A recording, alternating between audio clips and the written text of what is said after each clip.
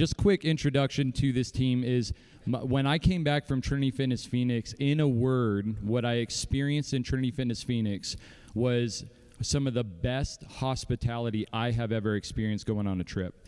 And it started with Collin picking me up from the airport, parents letting me stay in their Airbnb for free, Elizabeth stocking my fridge. Then at the end of the conference, I'm like ready, or at the end of the cert, I'm ready to go home and get a nap. And they're like, let's go to Mike and Monique's house and let's have some fun. And I'm sitting at dinner in a group of Mike, Monique, Aaron, Selena, and Angie now. She's here as well. But we were sitting down and I'm like, there's got to be 50 years of friendship in this room.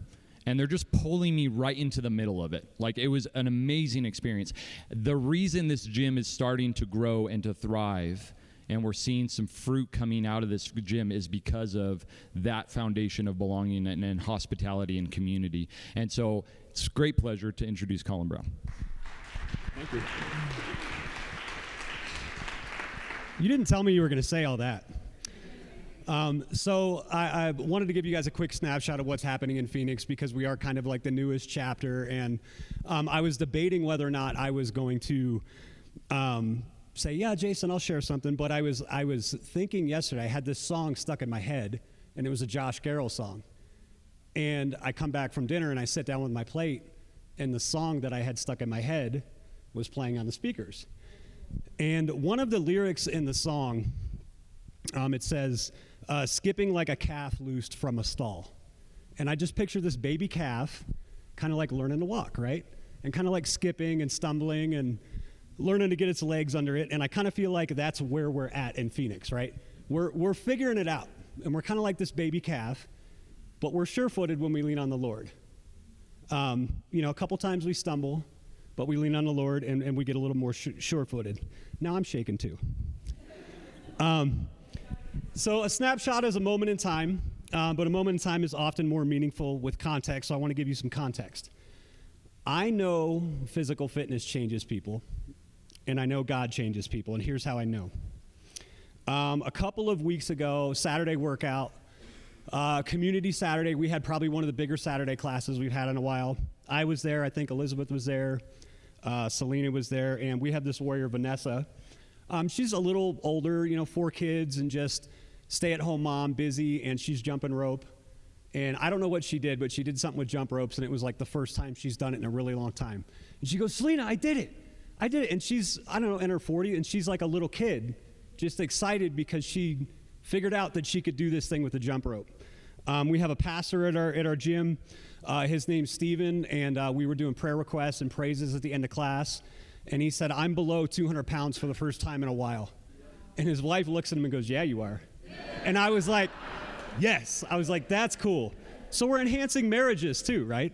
And so we're building this community and we're celebrating with people. And backing up just a little bit to about 2004-ish, so just a couple years, kind of my testimony. I met my wife, became a Christian, and kind of a long story with that, but fast forward a little bit. I've had a few different jobs, decided to finish college, got my bachelor's degree in justice studies, and I have my master's degree in forensic psychology. And the Lord started to whisper to me about faith and fitness, right? I had different jobs working in behavioral health. I worked at a wonderful gated community in North Phoenix where a lot of like gang members and drug dealers hang out.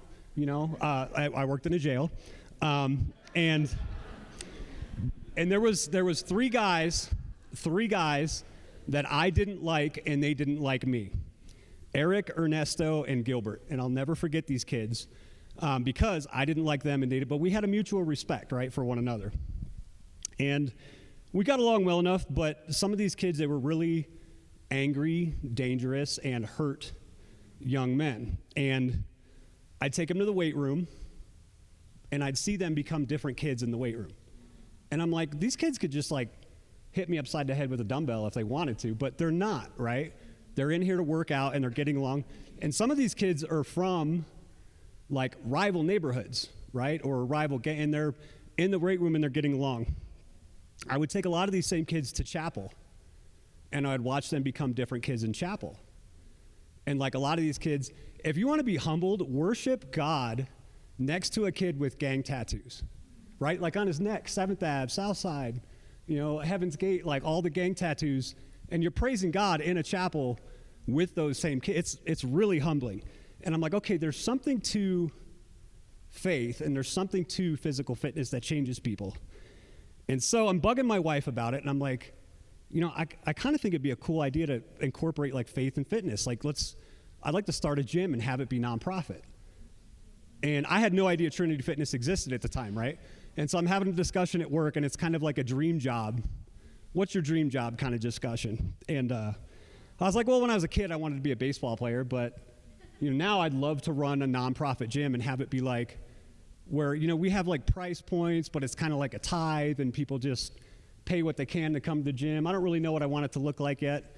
And a coworker says, hey, there's this great gym in Florida where I live called Trinity Fitness. You should go check it out. And so I went on the website and I looked like how to start a Trinity Fitness, how to start a chapter. I'm like, I'll kind of put that on the back burner and let it sit for about a month, and kept it on simmer and just kept bugging me. Finally, I asked Elizabeth about it, and she's like, well, yeah, this looks kind of like, let's do this. So I had my wife's blessing, which is always necessary. So I got connected through Trinity, and where we're at in Phoenix, it's hard now, and I think of the Devo that, I can't remember her name, she did on Friday. Andrea did on Friday about reaping and harvesting. And I don't know if you know anything about Phoenix, but it's really, really hard to grow stuff there. We don't have a lot of water, but it's hard now because we're doing a lot of plowing and we're doing a lot of sowing. And the soil in Phoenix is really dry and brittle, but we're preparing for a harvest in Phoenix. Of all the places, not a lot grows there, but I think we're ready to reap a harvest. So that's where we're at. Thank you, guys.